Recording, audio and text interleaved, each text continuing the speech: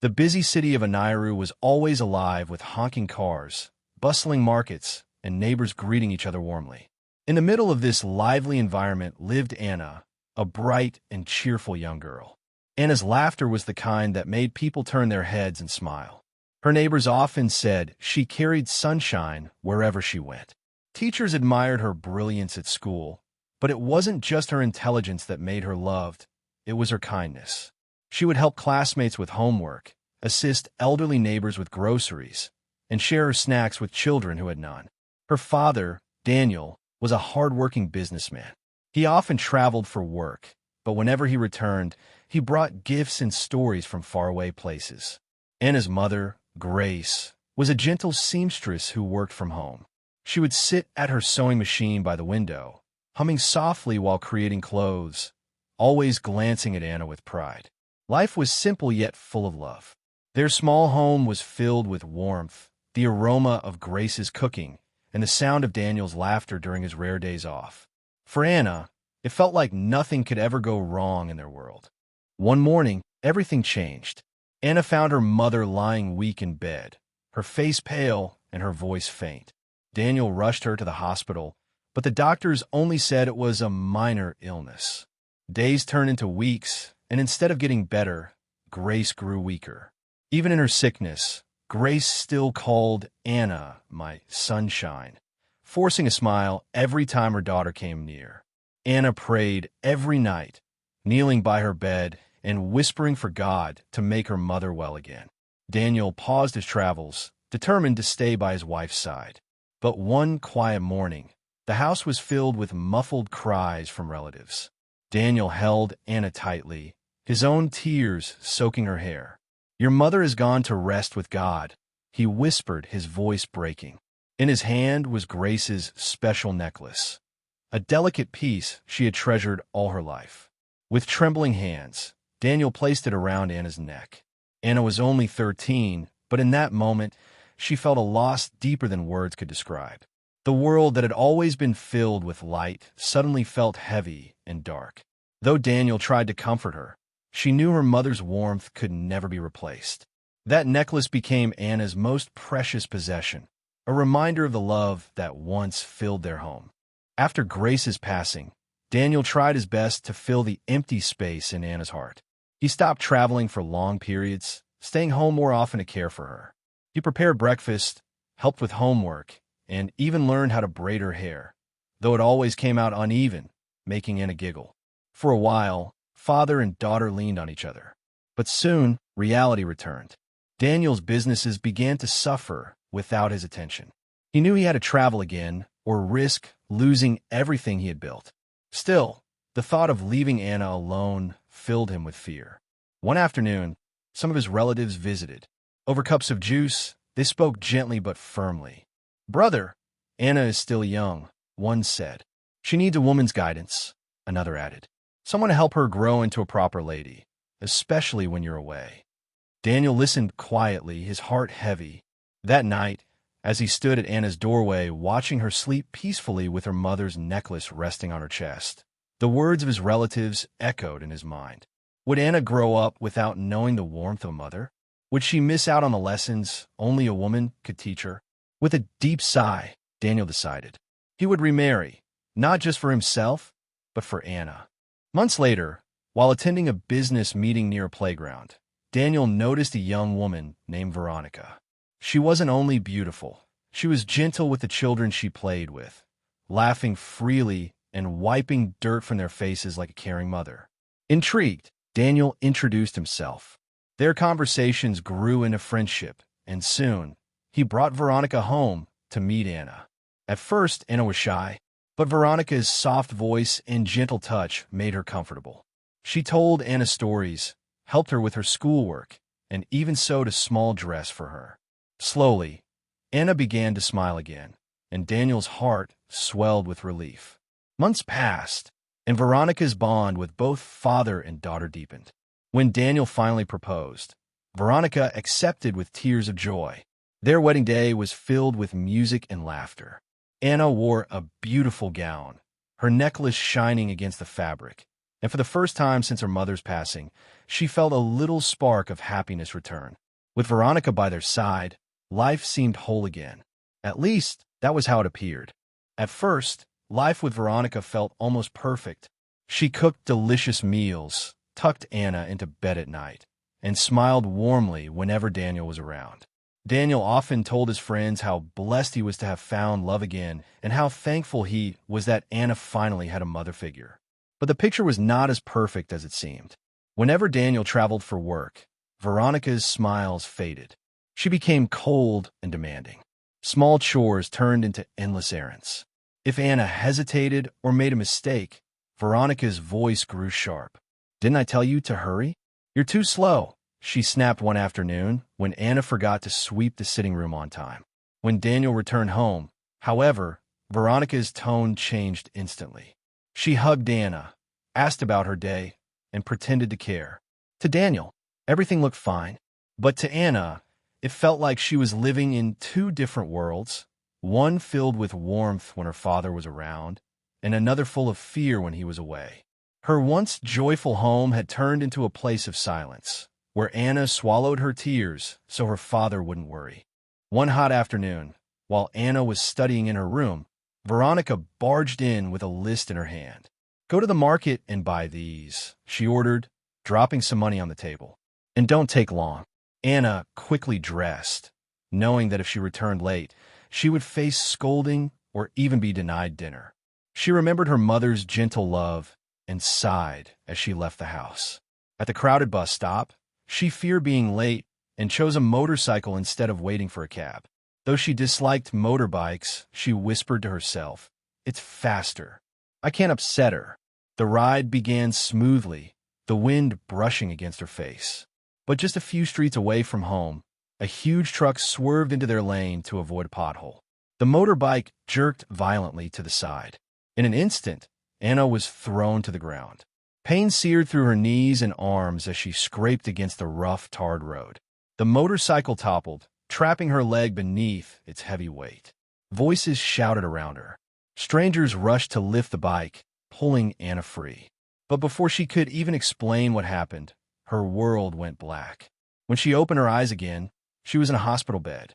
Her leg was bandaged tightly, the throbbing pain making her chest rise and fall in panic. Doctors spoke in low tones, and when she overheard the word crutches, her heart sank. The cheerful girl who once loved running and playing in the streets was now faced with a painful truth. Her life had changed forever. The hospital room was quiet when Anna woke up again. Her father was away on a business trip, and the only person by her side was Veronica. The doctor's words still echoed in Anna's ears. "She will need crutches to move around. We can't say if she will walk normally again." Tears welled in her eyes, but before she could ask any questions, Veronica leaned closer. Her face, for the first time that day, was not gentle or worried. It was cold. "You must never tell your father I sent you to the market," she whispered sharply. "If you do, you'll regret it for the rest of your life." Anna's lips trembled. She wanted to scream, to tell the truth, but fear chained her words. She nodded silently, her chest heavy not just from the pain in her leg, but from the secret now forced upon her. The next morning, Daniel rushed into the hospital, his eyes wide with panic as he saw Anna in bandages. "My sunshine, what happened?" he cried, holding her hand.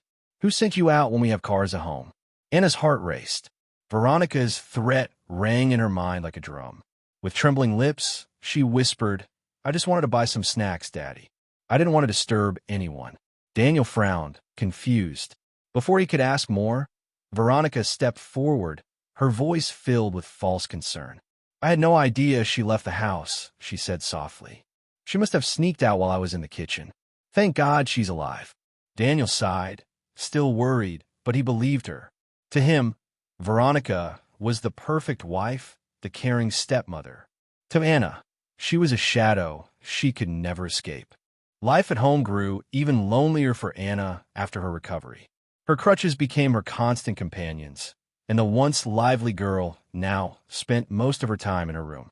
Daniel, though still loving, began to shift his attention. Veronica had exciting news. She was pregnant. The moment she told Daniel, his face lit up with joy. He pampered her, making sure she was comfortable, attending to her every need. Whenever he returned from work, his first stop was Veronica's side, not Anna's. Anna smiled weakly when her father checked in on her, but his visits were short. "How are you feeling?" he would ask, kiss her forehead quickly, then disappear into Veronica's arms. For the first time in her life, Anna felt invisible in her own home. She missed her mother desperately. At night, she cried silently into her pillow. But out of her pain came a new light. Since she could no longer run or play like before, Anna found joy in sketching. She filled the pages of her drawing book with dresses, gowns, and coats that existed only in her imagination. The soft scratch of her pencil became her escape from the coldness of the house. Every sketch was a reminder of her mother's love, a spark of hope in a world that felt darker every day. The months rolled by. Veronica's pregnancy was almost due, and her presence in the house grew heavier with demands. Daniel soon received an urgent call for a 2-week business trip abroad. Before leaving, he kissed Anna on the forehead. "Be good, my sunshine," he said warmly. "Veronica will take care of you. I'll bring you something special when I return." Anna smiled weakly, but deep in her heart, she trembled with fear. She knew what life would be like without her father around. The very next morning, Veronica stormed into Anna's room. In her hand was an empty purse. "Where's my money, Anna?" she barked. Anna looked up, startled. "I don't know what you mean. I haven't taken anything. Don't lie to me," Veronica snapped, her voice rising. "I know you stole it. You've always been ungrateful." Before Anna could defend herself, Veronica began throwing her clothes into a bag. She seized her crutches and even snatched her precious sketchbooks. With cold fury, she dragged Anna to the gate and shoved her outside. "You're no longer welcome here. Live like the thief you are." Veronica spat, then locked the gate behind her. Anna crawled on the rough tiles, begging, "Please, I didn't take anything. Don't do this." But Veronica ignored her, warning the gateman, "If you ever let her in, you'll lose your job."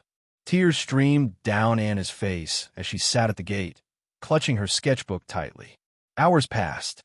The sun dipped low. Darkness crept in. She realized she could not spend the night outside. Hugging her bag and balancing on her crutches, she whispered to herself, "I must keep moving." Step by step, she left the house she once called home. At just 17, she was on her own. Anna walked until her arms and legs ached. Finally, she spotted a small truck parked by the roadside. At the back was a large wooden table, leaving just enough space for her to curl up. She climbed inside, clutching her bag, and whispered to herself, "Tomorrow will be better." By morning, loud noises jolted her awake. The truck had moved during the night, carrying her into a completely different city. She climbed down slowly, her stomach empty and her body weak. Hunger gnawed at her as she approached a woman selling bean cakes. "Please, can I buy one for 10 naira?" she asked softly. The woman frowned. "It's 20 now. Prices have gone up." She turned away, ignoring Anna's pleading eyes. Ashamed, Anna walked off, her cheeks burning. For hours she wandered under the hot sun, stopping at shops and kiosks. "Do you need help?" she asked again and again. But the shopkeepers shook their heads. One man even laughed. "Hire you? You can't even walk properly." His words stabbed her heart like knives. By sunset, Anna was exhausted. Leaning against a lamppost, she pulled out her sketchbook. Page after page of dresses, coats, and gowns stared back at her. She traced the lines with her finger, whispering, "This is all I have left." Suddenly, a strong gust of wind snatched the sketchbook from her hands. Pages scattered into the road, carried by the breeze. Panic surged through her. Ignoring the blaring horns, Anna limped into the street, desperately gathering the sheets. Drivers shouted angrily, but she didn't care. Her sketches were her life. At that moment, a black SUV screeched to a halt. Inside was Adams Bello, a wealthy young fashion CEO, dressed sharply in a tailored suit. Curious, he stepped out to help. He picked up one of her sketches and held it out. "These are yours?" he asked. Breathless, Anna nodded. "Yes, they're mine." Adams studied the drawing carefully. Something about the lines, the imagination, caught his eye. He handed it back, his gaze lingering on her. "You have talent," he said. Then, reaching into his pocket, he offered her money. Anna shook her head. "No, sir. Your kindness is enough." Her refusal surprised him. In her condition, most would have taken it. He pressed again. "Please, it's not pity. It's an appreciation. Take it." With a shy smile, Anna accepted. As he stepped back into his car, Adams couldn't stop glancing at her through the tinted glass. Something about her courage, her determination, stayed with him long after the SUV disappeared into the traffic. Days passed as Anna adjusted to her new life on the roadside. She sold second-hand clothes she had bought from a thrift store with the little money she managed to gather. Her crutches leaned against a pole while she sat on a small wooden stool, calling out softly to passers-by. Fine jeans, shirts, gowns, come and see. Some days, she sold a little. Other days, she went home hungry. But no matter how the day went, she never stopped sketching. Whenever the market grew quiet, she pulled out her book and lost herself in designs. One afternoon, while she was bent over her sketchbook, a familiar sound made her heart skip, the low hum of a black SUV. She looked up just as the car passed slowly in front of her stall. Through the tinted glass, Adams Bellow recognized her immediately. The girl from the busy road, the one who had risked her life for scattered sketches. Adams' eyes lingered on her. She sat among piles of faded clothes, yet her focus was on her designs, as though nothing else mattered. He thought about rolling down the window to speak, but instead, he sat back silently as the driver continued forward. Still, her image stayed with him long after the SUV disappeared into the city traffic. That night, sitting in his glass-walled office high above the city, Adams couldn't stop thinking about her drawings. He had seen sketches from world-renowned designers, yet something about hers felt raw, different, alive. For the first time in years, the perfectionist fashion mogul found himself distracted, haunted by pencil strokes from a girl on crutches. The next morning, Adams called a meeting with his design team. They gathered around the long boardroom table, presenting their best ideas for the upcoming World Fashion Show in Paris. One after another, the sketches were revealed. Beautiful, glamorous, but Adams' face remained unreadable. He leaned back, steepling his fingers. "I don't want ordinary," he said firmly. "I want something that will stop Paris in its tracks. Something that feels like magic." The designers exchanged nervous glances. They knew his standards were nearly impossible. As they filed out, Adams walked to the tall window, staring out at the skyline. But he wasn't seeing the city. He was seeing Anna, bent over her book, sketching as if her pencil was the only thing keeping her alive. By the end of the day, he made a decision. I must find her. The next week, while Anna sat by her roadside stall arranging thrift clothes, a shadow fell across her sketchbook. She looked up and froze. It was him again, the man in the black SUV. This time, he wasn't just passing by. He stood right in front of her, dressed in a crisp suit, his presence commanding attention. Anna's heart raced. "You came back," she said softly, her eyes wide. Adams bent down slightly, his gaze fixed on her sketches. "I couldn't forget your work," he admitted. "You have something I haven't seen in years. I want you to work for me." Anna blinked in shock, gripped her sketchbook tightly. "Work for you? But I have no training. I can't even sew properly because of my leg." Adams shook his head. "I don't need you to sew. I need your imagination. The world doesn't know it yet, but your designs are priceless." For a moment, Anna didn't breathe. She looked at him carefully, half afraid this was a cruel trick. "Why me?" she asked. Adams smiled faintly and stretched out his hand. "Because talent doesn't ask for permission before it shines. You have it, and I believe in it." Anna stared at his hand, her heart pounding. Life had taught her to fear anything that seemed too good. But something in his eyes made her believe. Slowly, with trembling fingers, she placed her hand in his. "All right," she whispered. "I'll try." Adam's smile deepened. And just like that, Anna's life began to change. The very next morning, a sleek car arrived at Anna's stall. The driver handed her a small bag. Inside were fresh clothes and shoes, simple but elegant. "Mr. Bellow asked me to bring you to the office," the driver said politely. Anna's hands trembled as she held the bag. She had never worn anything so fine. After changing, she followed the driver into the city, her crutches clicking softly against the ground. When she arrived at Bello Atelier, Adam's world-famous fashion house, her eyes widened in awe. The building sparkled with glass walls, bustling designers, and mannequins draped in breathtaking gowns. Adams welcomed her warmly. "This is your space now," he said, showing her into a bright studio filled with sketching tools, fabrics, and boards. Anna almost cried. She had never had a corner of her own, let alone a whole studio. With new pencils in hand, she poured her heart into sketching.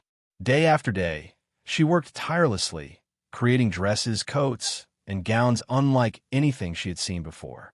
When the time came to present her designs to Adams and his senior team, the room fell silent. The designers, who had flown in from Paris and Milan, stared in astonishment. One of them whispered, "Where did you find her?" Adams smiled faintly, his eyes never leaving Anna. "Sometimes," he said, "talent finds you." It was unanimous. Anna's collection would headline the World Fashion Show in Paris. For the first time since her mother's death, Anna felt truly alive. Her sketches were no longer just dreams in a notebook. They were about to walk the biggest runway in the world. Meanwhile, life at Daniel's home was unraveling.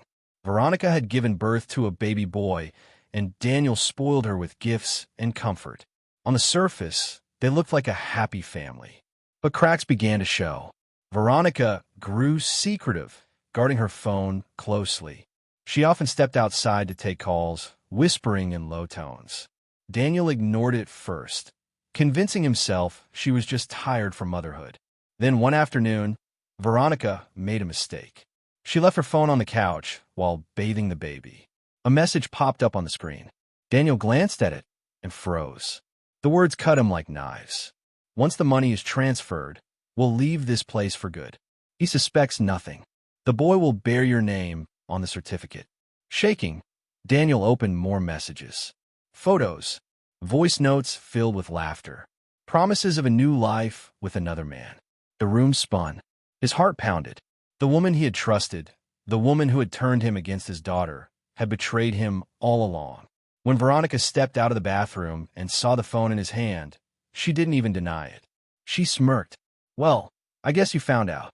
Daniel's voice cracked. "The baby, is he mine?" Veronica laughed cruelly. "Do you really want me to answer that?" That night, Daniel didn't sleep. The weight of his mistakes crushed him. He thought of Anna, the daughter he had abandoned because of Veronica's lies. The next morning, he filed for divorce. The court battle was bitter, but Veronica walked away with a share of his wealth and custody of child. Still, Daniel felt strangely free. But freedom came with guilt. He had lost everything: his home, his money, and worst of all, the trust of his only daughter. With nothing left to hold him back, Daniel made a vow: "I will find Anna, no matter how long it takes." The night of the World Fashion Show in Paris was dazzling. Flashing lights, clicking cameras, and an audience filled with celebrities, royals, and fashion elites filled the Grand Hall. Backstage, Anna adjusted her gown nervously, her heart pounding. Models strutted out in the gowns she had designed, gowns that shimmered like flowing water, gowns that looked as if they had been touched by dreams. The crowd gasped. Applause thundered. The world had just discovered Anna. As the final model walked, the host's voice echoed, "Ladies and gentlemen, introducing the visionary behind this collection, Anna Daniel." The spotlight fell on her. Anna stepped forward slowly, walking without her crutches. Her face glowed with pride. For the first time, she didn't feel like a girl who had been thrown out. She felt like a woman who had risen above it all. Somewhere far away, in a small apartment in Nigeria, Daniel sat glued to his television. He had been searching for Anna for months, following every lead, knocking on every door. And now, there she was, his daughter, walking the Paris runway with a radiant smile. Tears poured down his face. "She's alive, and she's shining," he whispered, his voice breaking. But Daniel knew watching her on a screen was not enough. He had to see her. He had to beg her forgiveness. He sold what little he had left and traveled across countries, determined to find his daughter again. The weeks after the World Fashion Show felt like a dream. Anna's name echoed across newspapers, magazines, and television screens. Designers and celebrities praised her imagination, and her face appeared on billboards she once could only look at from the street. One evening, Adams hosted a private gathering to celebrate the company's success. The hall glittered with chandeliers as colleagues and friends toasting to their victory. Anna, dressed in one of her own creations, stood quietly by the side, her heart still adjusting to this new world. Suddenly, she noticed a figure at the far end of the room. An older man, shoulders heavy with guilt, eyes filled with regret. Her heart stopped. "Papa," she whispered. Daniel walked toward her slowly, his lips trembling. The room grew silent. When he reached her, he fell to his knees. "My child," his voice broke. "I failed you. I let lies blind me. I left you to suffer when I should have protected you. I don't deserve it, but please forgive me." Tears blurred Anna's vision. For a moment, memories rushed back. Veronica's cruelty, the cold nights she spent alone. But she also remembered the father who once called her his sunshine, the man who had held her close when her mother died. Her chest tightened as she bent down and lifted him into her embrace. "I forgive you, Papa," she whispered through tears. "I forgive you." The hall erupted in soft applause, and Daniel wept openly as he held her, his daughter restored to him at last. Adams, standing nearby, watched quietly. His eyes held admiration, not just for Anna's talent, but for her strength, her compassion, her ability to forgive.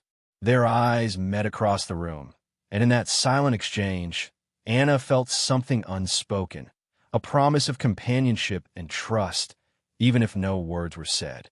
From that day, Daniel became part of Anna's life again. They shared meals, laughter, and late-night conversations that healed years of pain. Anna's career flourished, her fashion empire growing beyond anything she had ever dreamed. And though she had endured betrayal, loneliness, and heartbreak, she emerged stronger. With her father by her side and Adam's steady friendship and support, Anna finally understood. Happiness wasn't about a perfect life. It was about love, forgiveness, and the courage to begin again. Sometimes, kindness changes destinies. Dreams, no matter how fragile, can lead to greatness. And forgiveness has the power to heal even the deepest wounds. Don't forget to like, share, and subscribe for more touching stories that will inspire and move your heart.